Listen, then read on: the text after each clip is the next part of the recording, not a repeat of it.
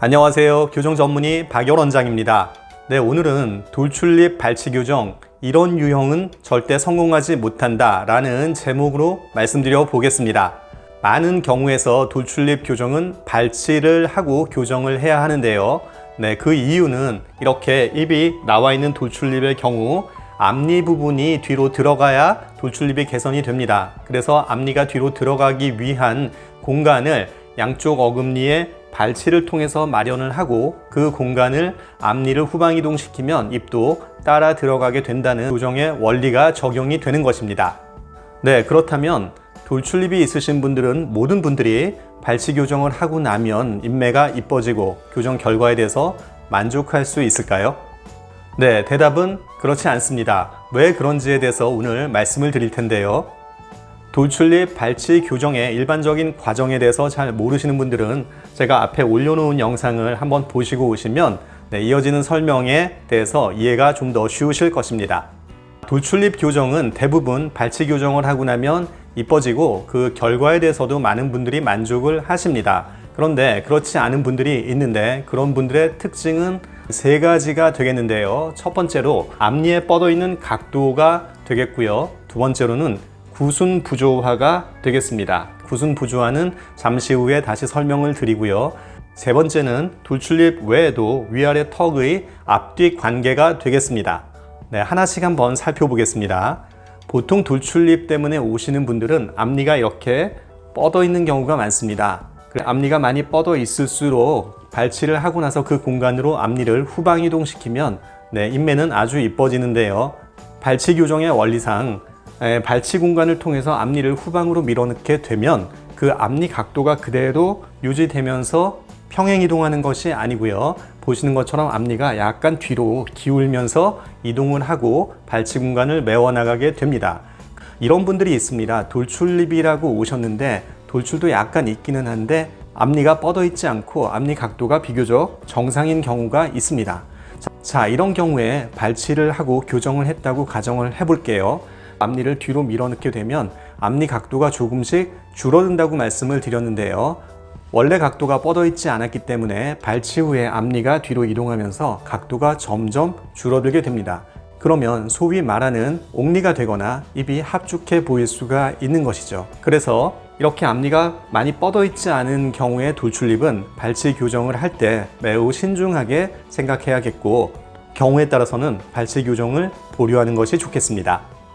두 번째는 구순 부조화가 되겠습니다. 구순 부조화는 말 그대로 입술과 입의 관계가 조화롭지 않다는 얘기입니다. 많은 돌출입의 경우에 입 다물 때 자연스럽게 다물어지지 않고 힘을 줘야 다물어집니다. 가만히 있으면 입이 벌어지게 되고 따라서 입을 다물 때는 의식적으로 힘을 줘서 다물게 되고 또 심한 경우는 턱 끝 부분에 주름도 생기는 경우가 많이 있는데요. 이러한 것을 교정학적으로 구순 부조화라고 합니다.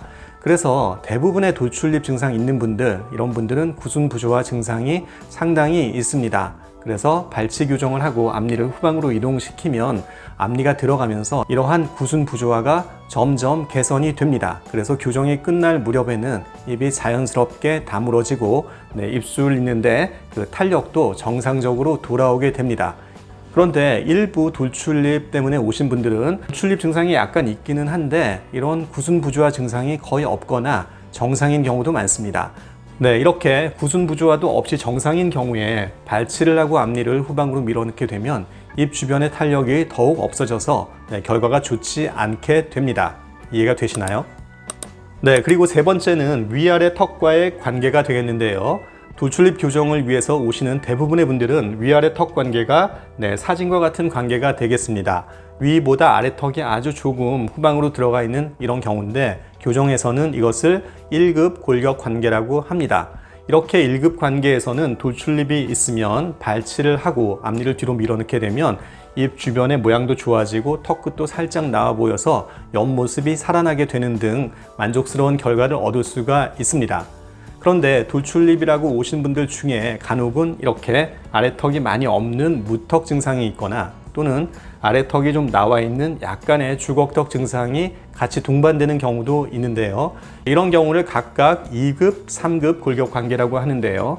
이런 돌출입의 경우에서는 발치 교정을 하고 약간의 개선 효과는 있을 수 있겠지만 그 경우에 따라서는 무턱 증상이 좀 더 심해 보이거나 또 아래턱 끝이 약간 두드러져 보이는 부작용도 있을 수 있기 때문에 잘 심사숙고하셔서 결정을 해야 하겠습니다. 네, 이상으로 오늘 돌출입 발치 교정 절대 성공할 수 없는 3가지 경우라고 제목 붙여서 말씀을 드렸는데요. 반대로 이 3가지 경우에 모두 해당되는 분들은 좀 더 좋은 결과가 있을 수 있겠습니다. 네, 그래서 실제 돌출입 상담을 받으시는 분들은 상담할 때 의사 선생님께 이 3가지를 확인해 보시기 바랍니다. 내가 앞니가 많이 뻗어 있는 경우인지, 구순 부조화가 심한 경우인지, 그리고 위아래 턱 관계가 골격 1급 관계인지, 이 3가지가 다 해당이 된다면 돌출입 발치 교정을 좀 더 적극적으로 고려하셔도 되겠고요. 만약 여기 3가지가 많이 해당이 되지 않는다면 발치 교정은 좀 더 심사숙고 하시기 바라겠습니다. 네, 오늘 내용도 돌출입 증상 있으신 분들께 많이 도움이 되셨으면 좋겠고요. 도움이 되셨다면 박열원장의 치아교정TV도 구독 신청 많이 해주시기 바랍니다. 그럼 저는 다음 시간에 다시 뵙겠습니다. 감사합니다.